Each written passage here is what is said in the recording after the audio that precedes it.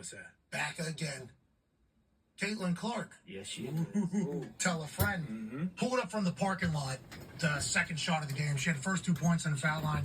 Then she had, then they scored. Let's listen to what Pat McAfee had to pulls say up about from, this. From where the 22 is, basically, on the Iowa court. Tash. That's the game where we had just watched this past weekend in the WNBA. She fills up every arena in every town that she goes to. Teams have to go to bigger arenas so that they can try to profit off the Caitlin Clark train coming to town. And I know last year she appeared on the Pat McAfee show last year. I think you can say that's a good game. Like I say, classified. Vandersloot, obviously 430 games played, had 10 of them. Diana Taurasi, people talk about it as the GOAT, right? The GOAT. The GOAT. You're damn right. 564. She goes to school. UConn. Okay. 565 games played. She has 9 20-point 10 assist games.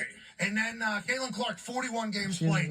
She already has 9 of them. And it's just like, it was very obvious whenever she was in college that she was different, you know, and she seemed to be more exciting than everybody else. But she also was an incredible passer and like disher, and the way she went about her business, it was like, oh, this girl's different. This woman's different. We actually took the show to Iowa for the women's basketball bracket March Madness to showcase what she was doing as we followed along, because Ty is from Iowa. Then she gets drafted to the Fever, and what she has done for this city and for this team is unbelievable. Obviously, last year at the beginning of the season, nobody wanted to believe. Okay? They still don't. There's a lot of people that still think there's a lot of other. She is the one. Okay? And it pisses off everybody whenever we say it. And then, obviously, it becomes a whole thing because we're a bunch of doofuses and things like that. But, like, this is the golden goose. This is the one. This is the generational, multi-generational player. And we're incredibly lucky that she's in it. Guy. And there's a little scene, you know, because Angel Reese comes out, same class. Caitlin Clark comes out, same class. A lot of people saying, obviously, Angel Reese is a massive part of this women's basketball rebirth, which I agree. I agree. She was certainly a part of the entire story and everything else happening. But there was a moment in a game where Angel Reese has a little bit of a push-off on an offensive board. Obviously, she's great at getting rebounds. Incredible underneath. Caitlin Clark says, what the hell? Come on! Come on!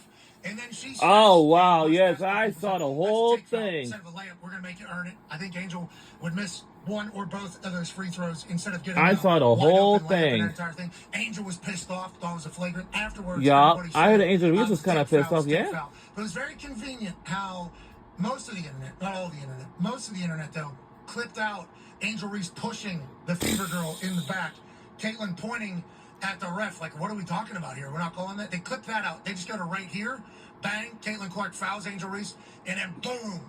Buzzsaw on the internet about Caitlin Clark and Angel Reese. Ultimately, I think the buzz is good for the WNBA as a whole. I know it's probably not fun to be a part of if you're Caitlin or Angel Reese or anybody else. But in the end, the Indiana Fever win by 100, and Angel Reese and Caitlin Clark have started their second season in the WNBA, and Caitlin Clark is on track to be the greatest of all time. Yeah, and I believe she is already top 3 in triple doubles in the history of the WNBA too. That's why, like, I don't like there's no argument.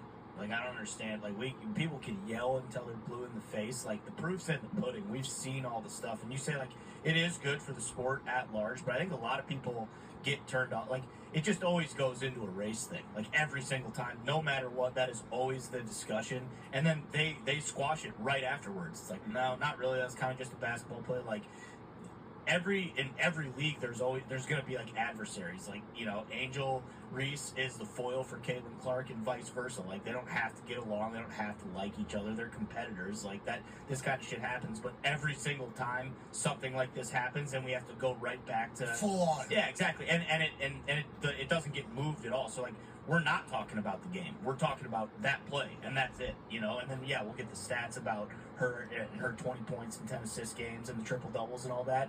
But the discussion always comes back to this, and I think that's why a lot of people are just kind of fed up. Well, just know, if you watch a Caitlin Clark game, and I'm not saying that I watch any of the other teams play, okay?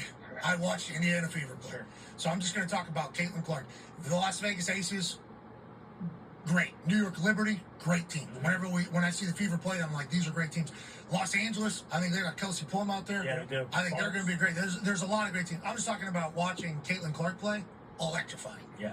Absolutely. She will pull She will pull that shit up. She will shake, sidestep, step back, not scared. And then she'll do a no-look pass, full court passes. I mean, her teammates have to get used to her passes, I think, because they've never really seen it before. Yep. She's great for the sport. She's great for the game. And as a guy that has a daughter, Mackenzie, it's great that she's in our city, in Indianapolis, right here, getting a chance to see it. And that's basically who's filling up all these arenas. Now, obviously, there's a lot of adult males who are fans and go into it, but you got a lot of little girls that are coming out watching their hero play. And she's selling out every arena. It's great for the sport. Yeah, she's the most popular women's athlete on the planet right now, I think. And obviously, her game speaks for it's just different. It's nothing. I've been watching women's basketball since going to UConn. That was back in '04.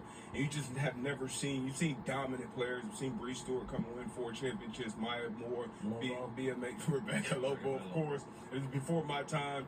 But just her style of play, coming shooting the deep threes, the passes that she has, she's probably the best college scorer, men's or women's, when it comes to wire to wire as far as the career goes. And like Ty said, that shit with her and Angel, that's basketball. We see it, we watch the playoffs, you see a hard foul, guy gets up, talk shit. Did Angel overreact? Yeah, probably. It was a hard foul. We saw the whole thing. You moved on, but all the think pieces and everything after the first game.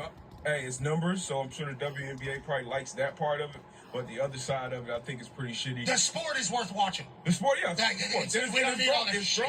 I mean, what is this, 25, 26 years now for the league in general? So I think we got daughters in here, so where this league will be, where women's basketball will be 10, 15, 20, 30 years from now, I think it'll be in a much better spot because of all the talent and what we're seeing now on a nightly basis. Watching Caitlin become confident that she's the one out here, too, is awesome. Yeah. It's press conferences, she's leading. Coach is here. Aaliyah Boston's here. Yeah. Kelsey Mitchell, dog, great player. She's down there. It's this is Caitlin's team. That's kind of the other part of it, too, because a lot of people kind of almost treat her like she's a damsel in distress type. But, Caitlin, you would know this more than me. When I watched her play, she was the villain. She wanted to be, the shit talker. She was the dog. She was going to be in your face. This shit's, everybody remembers Angel for it. But that was, Caitlin was doing it. Wasn't the same way. But that mannerism and how she played, Taurasi. Taurasi, she's an asshole on and off the court, and that's the part of the reason Jordan. She was wearing Kobe's. Yeah, the special custom rookie of the year Kobe's. She's cut from that cloth. So I just love competitors. I love shit talkers, and I love to see it on the biggest stages. Whether it's Asia Wilson, Caitlin Clark, whoever it is. Big time. Kelsey, she dropped 37, I think. Yeah, for Los Angeles. Yeah, so she feeling free out there in LS. Let's pivot away from WNBA. How many games? We have the schedule up. They were 20 and 20 last year, so 40. 40 games. Good luck, ladies. Good luck against the Fever. What are the odds this year for us? Fourth, I think. Third or fourth. Yeah, I think we're the fourth best. Because it was Liberty and Aces, and then I think 44 games. 44. Let's go Fever. Joining us now, ladies and gentlemen, is a 3-time Stanley Cup champion, a man